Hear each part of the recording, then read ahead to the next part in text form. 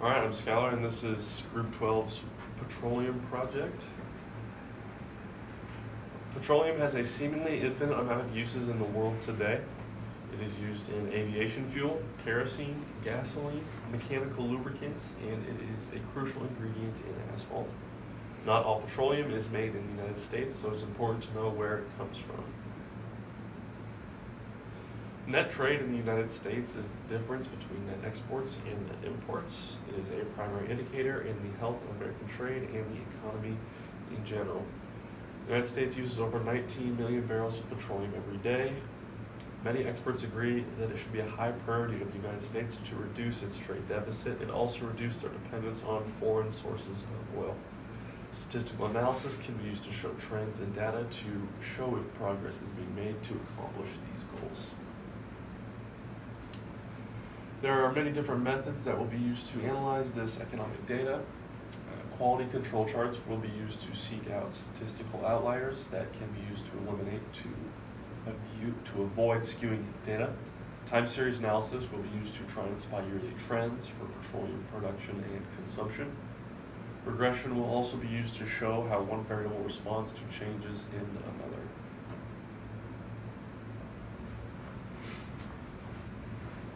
The hypothesis we came up for this case was that net imports of the United States will decrease as the production of the oil in the United States rises. Net imports and oil production should have an inverse relationship because as the U.S. as the U.S. produces more of its own oil, the demand for foreign oil should decrease. Therefore, our null hypothesis is that changes in the total production of oil will have no effect on the net imports of the United States. So for our first test, we used the test of means, and we see here in our data set or in our analysis that since 1949, the production of crude oil, natural gas, and petroleum has increased. Although we have seen a lot of fluctuations over the past years, we've seen that it's dramatically increased from 2010 all the way to now, 2018. So we see here that petroleum is the most productive, and then crude oil is a close second, and then coming in last is natural gas. This information can be very useful to economists. Economists can use this information to predict stock market prices. So a lot of people on Wall Street would find this information very useful. Oil companies could find this information extremely valuable. They can use this to kind of predict future consumption tendencies, and this kind of helps them with their cash flow predictions. Oil reserves could use analysis such as these to kind of predict how much oil they need to have coming in, and how they should kind of go about forecasting for day-to-day operations. And then for our second analysis, we use a multivariable partition tree. We use this because we wanted to kind of dictate if there's a certain year that our analysis kind of differs from other years, and we see that for crude oil, it increased production in 1993, and this is probably due to our increased use of large ships for shipping and importing and exporting. Jet planes use a lot of crude oil, and crude oil is also used in homes for heating and all sorts of things like that. And then for natural gas, we see that it doubled, or it more than doubled in 2012.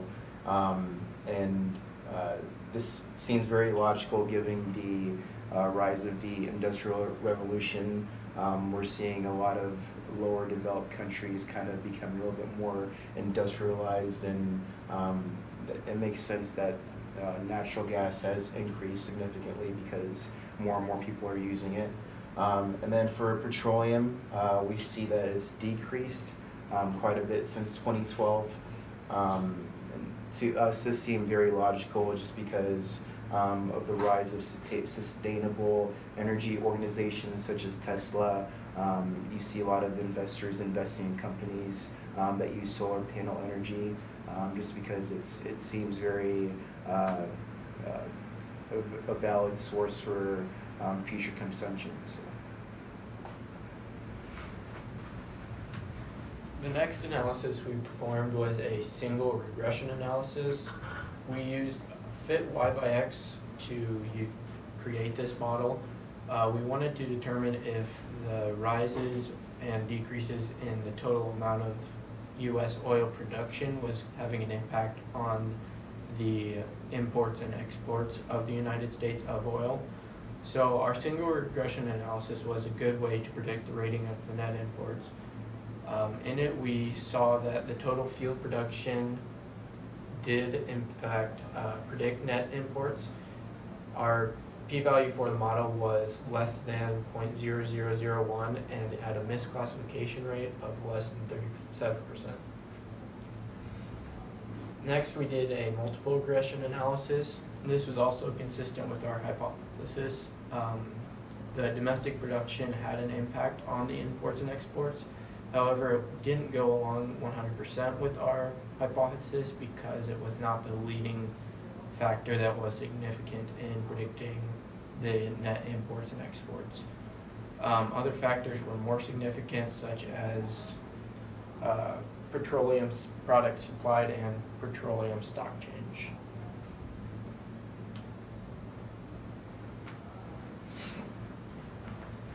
And then for our third or fourth analysis, we used the time series analysis, and then we were comparing petroleum imports to petroleum exports.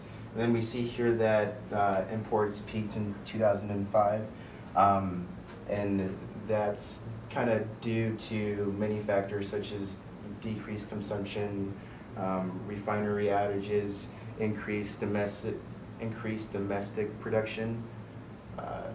And we see here that petroleum exports has increased significantly since 2003, and that's due to reduced tariffs. So agencies such as the Federal Trade Commission, organizations like NAFTA make trading between countries a lot more easier.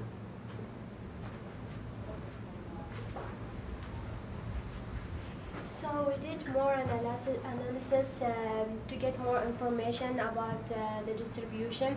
We did the annual average distribution and petroleum export distribution, and we find that the mean for annual average is 1,983, and the range is 68, which is the difference between the maximum and the minimum.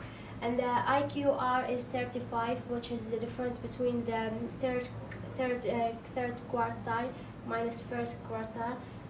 We also did the local data filter to get more information.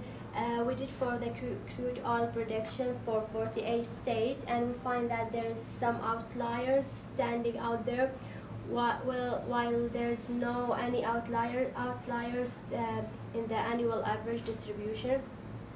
We also did petroleum export distribution. We find that it's highly skewed to the right, and the mean for petroleum export is 1,034, and the range is 6,174.875, and the IQR is 752.31. And we did the control chart builder for petroleum, for crude oil production and crude oil production for Alaska and 48 states, and the total.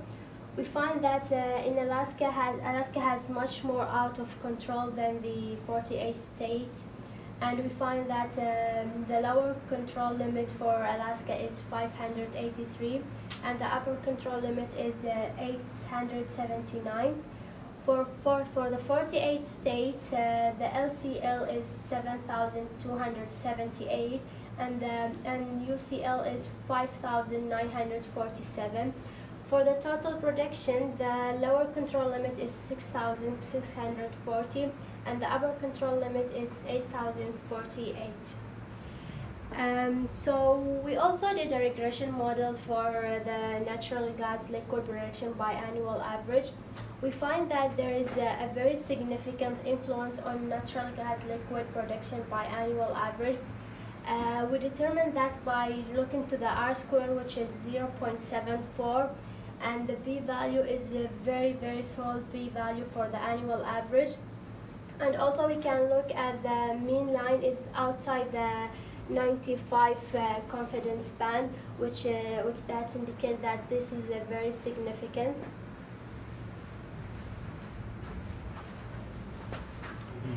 The United States has been ramping up production in petroleum substantially for the past 10 years through advances in shale oil technology and higher prices because of higher demand. These higher prices and increased production has enabled the United States to challenge the dominance of Middle Eastern countries like Iraq and Saudi Arabia.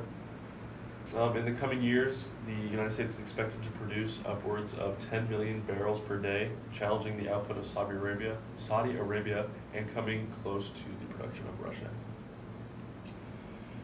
This boom in oil production comes from the Trump administration's goals to reduce regulation on the development of fossil fuel technologies. The lessened dependence on foreign oil also relieves pressure for the United States to act militarily should war break out in the Middle East. This has also allowed the United States to have more control on the prices of oil, which has been something that they've had trouble with in the past, such as 1973 during the Arab oil embargo. And with at least 2 more years of a Donald Trump presidency, it is unlikely that domestic oil production will be slowing down anytime soon.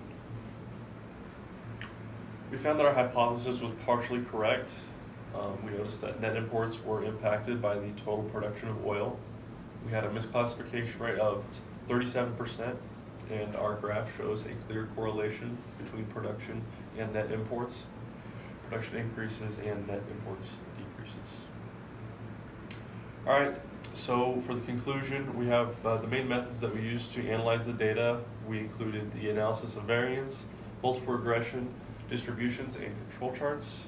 And these methods help to provide evidence for our hypothesis that net imports of the United States will decrease as the production of oil in the United States rises.